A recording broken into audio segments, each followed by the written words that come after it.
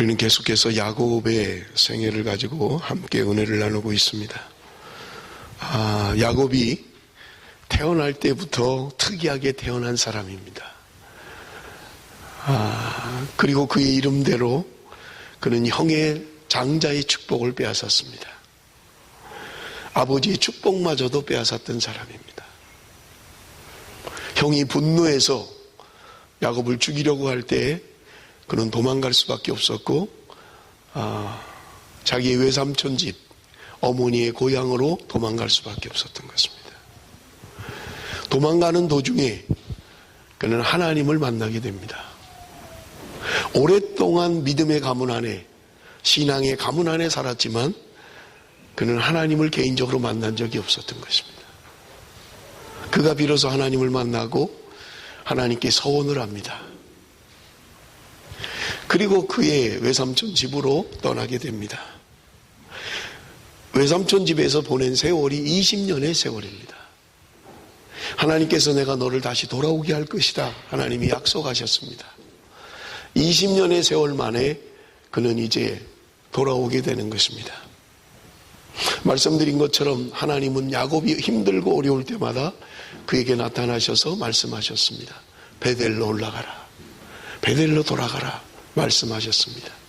하나님을 처음 만났던 곳, 하나님을 인격적으로 대면했던 곳, 그 하나님께로 돌아가라고 하나님은 말씀하셨던 것입니다.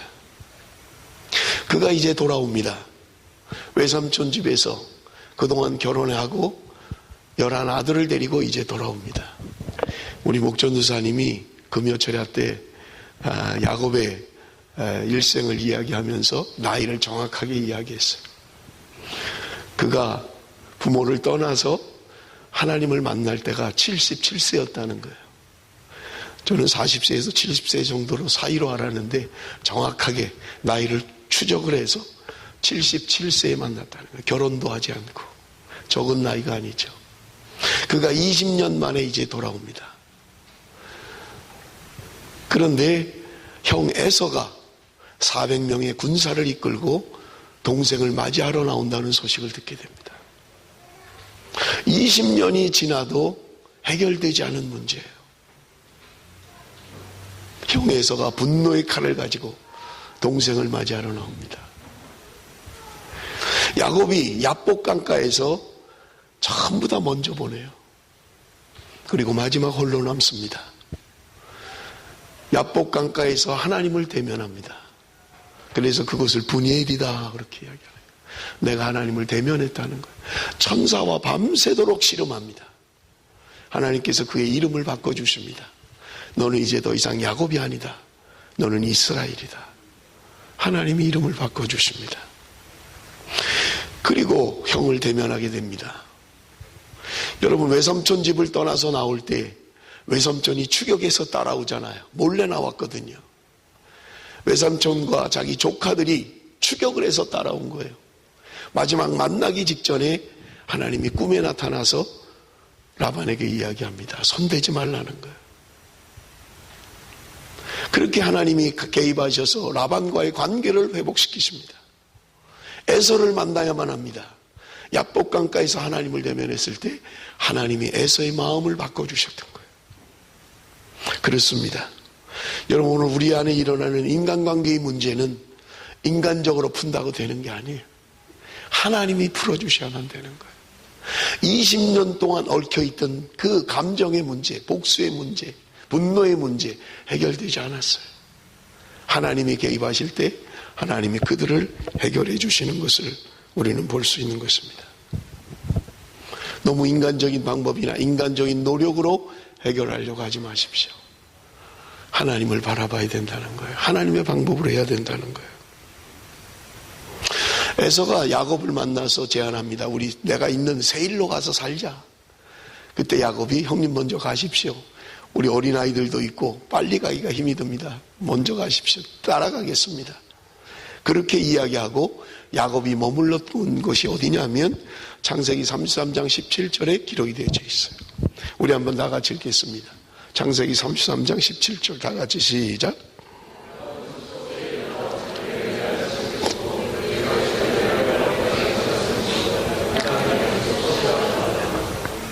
여러분, 숫곳이라고 하는 것은 요단강 동편에 있는 곳이에요. 요단강을 건너야 하나님의 약속의 땅 베델도 있고요, 하나님의 약속의 땅 가나안이 있는 거예요. 요단강을 건너기 전입니다. 그런데 이 숫곳이라는 곳에 도착을 해서 여기 오늘 성경은 이야기하기를 자기를 위하여 집을 지었다, 그리고 가축을 위하여 우릿간을 지었다, 그렇게 이야기합니다. 학자들에 의하면 숫곳에서 머문 기간이 10년 이상이라고 이야기합니다. 하나님이 약속의 땅으로 가라고 했어요. 베델로 가라고 이야기했습니다. 그런데 왜 야곱은 숫곳이라는 곳에 머물러서 10년 이상을 머물러 있었을까요? 거기서 집을 짓고 외양간을 지었다고 이야기합니다. 나그네의 행동이 아니잖아요. 그저 지나가는 유목민이라면 뭐할라 집을 지을 거며 가축을 위하여 우릿간을 지을 거예요. 그는 하나님의 약속, 베델로 가라고 하는 약속을 들었음에도 불구하고 그는 베델로 가지 않았던 거예요. 숫곳이라는 곳에 머물렀던 것입니다. 여러분, 왜 머물렀을까요? 왜 하나님의 약속이 다른 곳임에도 불구하고 왜 숫곳이라는 곳에 그는 머물러서 10년 이상을 보낼까요? 여러분, 성경은 우리에게 답이 없습니다. 그러나 우리가 추측할 수 있는 것은, 여러분, 아브라함이 조카 롯과 함께 헤어질 때 아브라함이 조카 롯에게 이야기합니다. 네가 동쪽으로 가면 나는 서쪽으로 갈 것이다. 네가 북쪽으로 간다면 나는 남쪽으로 갈 것이다. 네가 먼저 선택을 해라. 그때 롯이 선택한 것이 소돔과 고모라 땅이었다고 성경은 말씀하고 있는 거예요. 그런데 이 소돔과 고모라 땅이 얼마나 비옥한 땅이었는지 에덴 동산과 같았다, 애굽 땅과 같았다, 성경은 그렇게 이야기하고 있는 거예요. 여러분, 유목민에게 있어서 절대적으로 필요한 것은요, 목초지입니다. 그리고 물이에요. 우물 하나 때문에 국가 간에 전쟁이 일어날 정도예요. 지금 우리하고 상황이 많이 달라요. 우물 하나 때문에 전쟁을 치르는 나라예요. 여러분, 물이라고 하는 것은 생명과 같은 거예요. 목축업을 합니다. 유목민입니다. 목초지가 있어야 돼요. 물이 있어야만 돼요. 그래야 사람도 살 수 있고 짐승도 살 수 있는 거예요. 그런데 소돔과 고모라 땅은 에덴 동산과 같았다, 애굽과 같았다, 아름다운 곳이었다는 말이에요. 살기에 좋은 곳이었다는 말입니다. 유목민에게 더없이 좋은 곳이었다는 말이에요. 그런데 성경은 이야기합니다. 창세기 13장 13절에 보니까 소돔 사람은 여호와 앞에 악하며 큰 죄인이었더라. 물이 넉넉하고 먹을 수 있는 목초지가 넉넉한 곳이에요. 그런데 그곳은 하나님 앞에 죄인들이 있는 곳이었다는 거예요. 악한 사람이었다는 거예요. 결국 롯은 소돔과 고모라 땅에서 빈몸으로 나올 수밖에 없었잖아요. 유황불에 하나님의 심판 앞에 견디지 못하고 도망쳐 나오게 되는 것입니다. 우리 눈에 좋은 곳, 내 눈에 살기 좋은 곳, 그것이 과연 좋은 것인가 하는 것입니다. 하나님이 함께하는 곳, 그것이 진정 좋은 곳이라는 거예요. 여러분, 베델이라고 하는 곳은 야곱이 도망가다가 돌베개를 하고 잤잖아요. 돌무더기 뿐인 곳이에요. 거기에 비하면 훨씬 더 좋은 곳입니다. 큰 도시예요. 살기 편한 곳입니다. 거래가 잘 이루어지는 곳이고요, 살기에 편한 곳이에요. 교육하기에 좋은 곳입니다. 그곳을 선택했다는 거예요. 하나님의 약속이 있음에도 불구하고, 하나님이 가라고 말씀하심에도 불구하고 내 눈에 보이는 좋은 곳, 내가 살기에 편한 곳, 그것을 선택했다는 말입니다. 여러분, 우리가 야곱을 묵상하면서 그런 면에서 참 우리와 비슷한 사람이다, 감사하게 돼요. 여러분, 영적인 은혜를 받았어요. 하나님을 대면했습니다. 야복 강가에서 밤새도록 천사와 씨름을 했어요. 기도했다고 호세아서는 이야기하고 있어요. 베델에서 하나님을 만났습니다. 내가 비로소 여기 하나님이 계신 줄 알았습니다. 내가 비로소 이제 하나님을 대면했습니다. 그렇게 체험을 하고 그렇게 영적인 삶을 살았지만 그런 체험을 했음에도 불구하고 선택할 때는 내 눈에 보이는 것을 선택하는 거예요. 하나님이 말씀하신 곳을 선택하는 것이 아니라 하나님의 약속을 선택하는 것이 아니라 내 살기 좋은 곳, 내 편한 곳, 거기에다 집 짓고 우리간 짓고 거기서 살려고 하는 거예요. 여러분, 하나님은 분명하게 베델로 올라가라고 말씀하셨습니다. 그럼에도 불구하고 그는 그냥 숲곳에 머물러 있었던 거예요. 여러분, 우리가 아는 것처럼 이 숲곳에서 그의 딸 디나가 강간을 당하는 어려움을 겪게 됩니다. 시몬과 레위가 그 오빠들이 참지 못하고 죽여야 된다, 저것들. 그래서 제수처를 하잖아요. 너희들이 할례 받아야 된다. 그래야만 우리가 혼인을 할 수 있다. 속이게 됩니다. 그들이 전부 다 할례를 행하고 남자들은 전부 다 할례를 행하고 3일 지나고 나서 그들이 움직일 수 없을 때 가서 전부 다 죽여버리고 만 거예요. 이것 때문에 야곱이 몹시 두려워합니다. 이 소문이 나면 지금 연합군들이 우리를 와서 어려움을 줄 건데 너네들이 괜한 일을 했구나, 그렇게 이야기합니다. 그때 하나님이 말씀하신 게 오늘 35장 1절이에요. 일어나지 않아도 될 일입니다. 안 만나도 되는 일이에요. 하나님의 약속의 곳으로 바로 갔더라면 안 만나도 되는 일이었어요. 안 만나야 될 사건이었어요.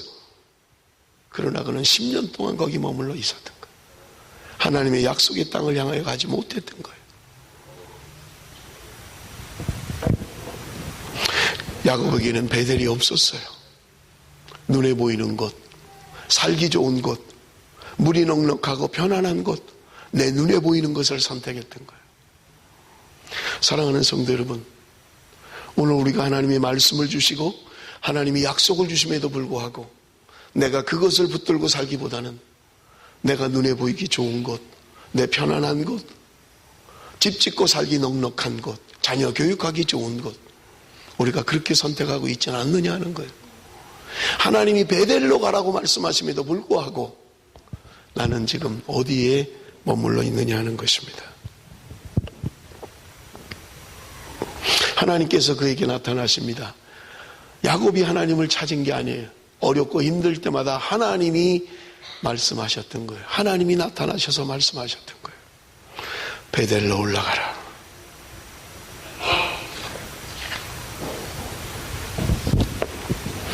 하나님은 오늘도 우리에게 말씀하십니다. 오늘 기록되어진 말씀을 통해서, 선포되어지는 말씀을 통해서 오늘 하나님은 말씀하시는 거예요. 돌아가야만 합니다. 베델이 어디입니까? 하나님을 처음으로 만났던 곳이에요. 구원의 감격이 있었던 그곳. 내 모든 것을 드려도 아깝지 않다라고 생각했던 그곳. 하나님 앞에 소원하고 하나님 앞에 약속했던 곳. 하나님, 내가 이곳에 안전하게 돌아오게 하시면 이곳에 내가 하나님의 집을 짓겠습니다. 그리고 11조를 드리겠습니다. 하나님께 소원했던 것이에요. 여러분, 우리가 하나님 앞에 소원한 것은 없습니까? 하나님, 내가 이렇게 살겠습니다. 이렇게 행하겠습니다. 소원을 하고 하나님께 약속하고도 우리가 얼마나 변개합니까? 얼마나 바꿉니까? 그저 내 생각대로, 내 뜻대로 하나님의 약속을 어기는 거예요. 야곱은 비로소 이제 베델로 올라가려고 합니다. 그 세월이 우리가 아는 것처럼 30년이 걸린 거예요. 30년이 걸렸어요. 하나님의 약속의 땅으로 돌아가는데 30년이 걸렸다는 이야기예요. 그런데 여러분, 베델로 돌아가기 위해서는요, 베델로 올라가기 위해서는 그냥 올라가면 안 됩니다. 여기 오늘 본문에 보니까 이방 신상을 버려야 된다, 그렇게 이야기합니다. 2절에 야곱이 이에 자기 집안 사람과 자기와 함께한 모든 자에게 이르되 너희 중에 있는 이방 신상을 버리고 이방 신을 버리라는 거예요. 야곱의 아내 라헬이 아버지 집을 떠날 때 가족의 수호신인 드라빔을 말 한 장에 숨기고 나왔던 거예요. 하나님만을 섬기는 것이 아니라 우리 집안을 지켜주는 것은 드라빔이다. 그렇게 생각했던 거예요. 많은 하인들이 나오면서 그들이 믿는 그 신을 그대로 가지고 나왔던 거예요. 세겜에서 약탈을 할 때 많은 전리품들을 가져오면서 우상의 제물들을 가지고 왔던 거예요. 여러분, 성경은 이야기합니다. 세상을 사랑하는 것, 그것은 하나님을 미워하는 것이다. 야고보서 4장 4절 말씀 우리 한번 같이 읽어봅니다. 야고보서 4장 4절 말씀 다 같이 읽습니다. 시작.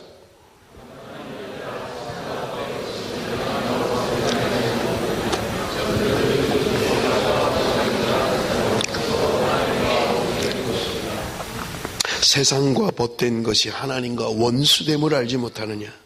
그런즉 누구든지 세상과 벗이 되고자 하는 자는 스스로 하나님과 원수가 되는 것이다.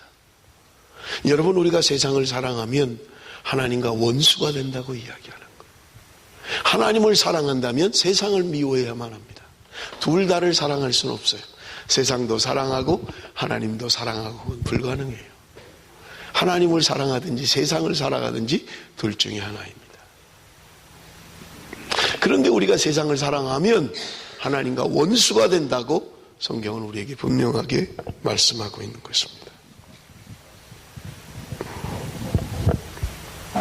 두 번째로 자신을 정결케 해야 된다고 이야기합니다. 정결케 해야 된다는 거예요. 여러분, 이사야 1장 15절에서 16절입니다. 너희가 손을 펼 때 내가 내 눈을 너희에게서 가리고 너희가 많이 기도할지라도 내가 듣지 아니하리니 이는 너희의 손에 피가 가득함이라. 너희는 스스로 씻으며 스스로 깨끗하게 하여 내 목전에서 너희 악한 행실을 버리며 행악을 그쳐라. 너희는 스스로 씻어라. 스스로 깨끗하게 하라는 말입니다. 악한 행실을 버리라고 말씀하고 있는 거예요. 여러분, 우리가 무엇으로 깨끗하게 할 수 있습니까? 무엇으로 나를 정결하게 할 수 있습니까? 시편 119편 9절입니다. 우리 한번 다 같이 읽겠습니다. 시편 119편 9절 다 같이 시작. 청년이 무엇으로 그 행실을 깨끗하게 하리까? 주의 말씀만 지킬 따름이니. 주님의 말씀이 나를 정결케 하는 거예요. 나를 깨끗게 하는 것은 내가 열심히 샤워한다고 깨끗해지는 게 아니에요. 하나님의 말씀으로 내가 정결케 된다고 이야기합니다. 악한 행실을 스스로 버리라고 이야기하는 거예요. 정결케 되기 위해서는요, 악한 행실을 버려야만 합니다. 행악을 그쳐야만 합니다. 그리고 하나님의 말씀 앞에 날마다 나를 돌아봐야만 합니다. 그래야 정결하게 되는 거예요.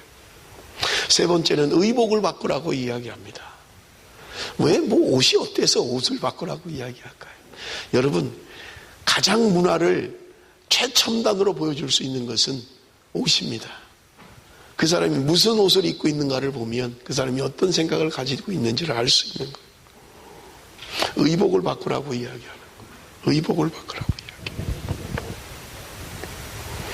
에베소서 4장 22절에서 24절에 너희는 육의 욕심을 따라 썩어져가는 구습을 따르는 옛사람을 벗어버리고 오직 너희의 심령이 새롭게 되어 하나님을 따라 의와 진리의 거룩함으로 지으심을 받은 새 사람을 입으라. 새 사람을 입으라는 거예요.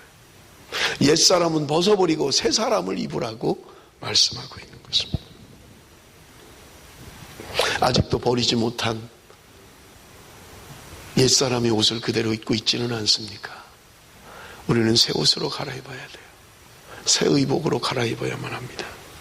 하나님 앞에 나가기 위해서 여러분 새 옷을 갈아입으라고 말씀하고 있는 것입니다. 나도 모르게 젖어 있는 문화의 옷을 벗으라는 거예요. 하나님 앞에 온전히 서야 된다는 말입니다. 35장 5절에 보니까 재밌는 말씀이 있어요. 그들이 떠났으나 하나님 그 사면 고울들로 크게 두려워하게 하셨으므로 야곱의 아들들을 추격하는 자가 없었더라. 야곱이 두려워했습니다. 혹시나 적들이 연합으로 쳐들어와서 우리를 괴롭히는 것이 아닐까. 평안한 마음이 없었어요.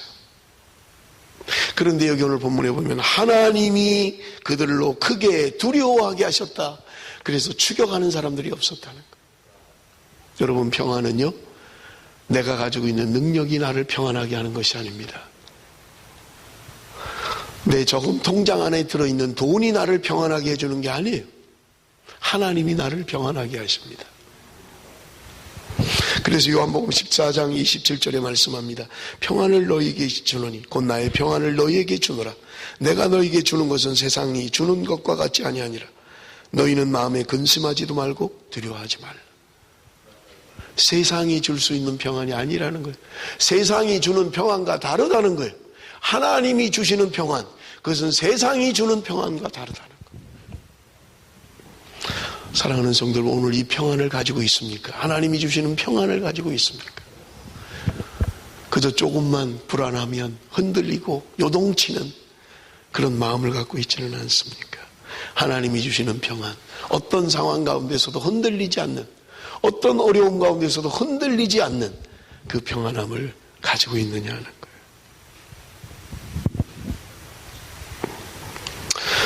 창세기 35장 3절 말씀을 읽고 마치기를 원합니다. 여러분 3절 말씀 우리 한번 다 같이 읽겠습니다. 3절 말씀 다 같이 시작.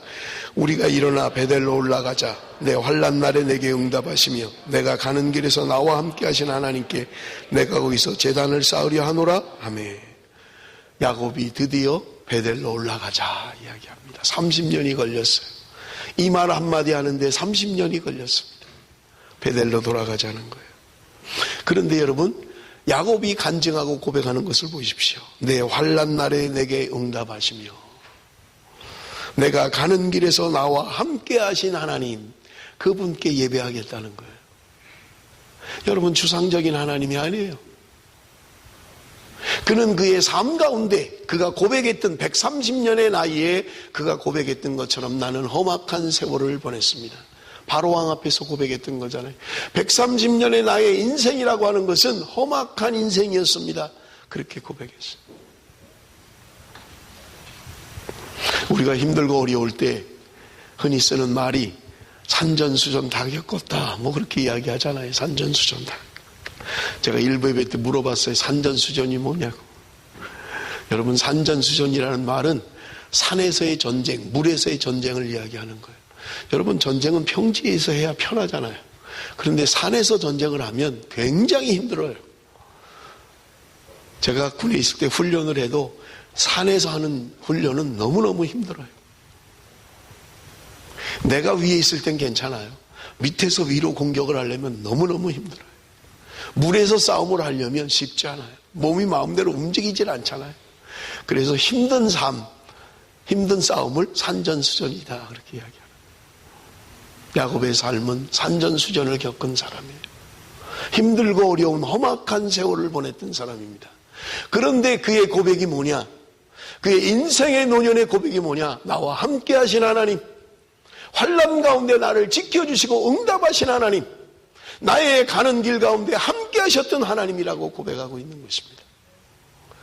그의 젊을 때의 세월보다 그가 자기 뜻대로 살고 자기 생각대로 살고 자기 경험대로 살고 하나님을 그렇게 경험하고도 내 눈에 보이는 것을 선택했던 야곱이 비로소 하는 말입니다.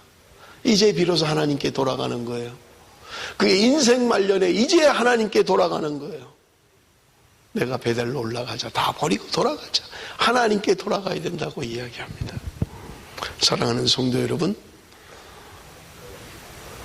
야곱과 같은 이 축복이 우리 인생을 살아가면 살아갈수록 하나님을 더 깊이 경험하고 하나님의 살아계심을 경험하고 내 살아온 삶 가운데 하나님이 함께 하시고 역사하셨던 것을 고백하고 간증할 수 있는, 그래서 젊을 때의 신앙보다 나이가 들어갈수록 더 깊어지는 신앙, 하나님을 경험하는 신앙, 그런 삶이 되어야 합니다. 젊을 때는 그저 다 뭘 헌신할 것 같고 다 할 것 같다가 나이가 들수록 점점 쇠퇴해가는 그런 신앙이 아니라, 우리의 겉사람은 쇠퇴한다 할지라도 나의 속사람은 날로 새롭도다. 내 겉사람은 나이가 들면 쇠퇴해질 수밖에 없는 거예요. 나이가 들면 연약해질 수밖에 없는 거예요. 저항력도 약해지고요, 면역력도 약해지고요, 약해지는 거예요. 감기 하나 들어도 잘 낫지 않는 거예요. 그러나 우리의 영혼은, 내 속사람은 날로 새로워지는 은혜. 야곱이 그의 말년에 얼마나 영적인 사람이 됩니까? 여러분, 우리는 야곱과 같은 삶을 살아야 돼요. 지금보다 더 나은 삶, 나이가 들어가면 들어갈수록 하나님 앞에 더 가까이 가는 영의 사람, 하나님의 사람, 말씀의 사람, 그 축복이 저와 여러분에게 있어야만 합니다.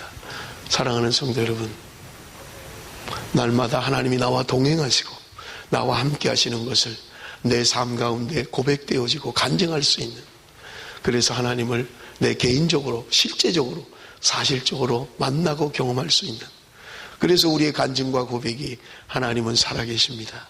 하나님은 나와 함께 계십니다. 험한 세월 가운데서도, 힘들고 어려운 세월 가운데서도 하나님은 나와 함께 계셨습니다. 고백할 수 있는 저와 여러분이 되시기를 바랍니다. 기도하겠습니다.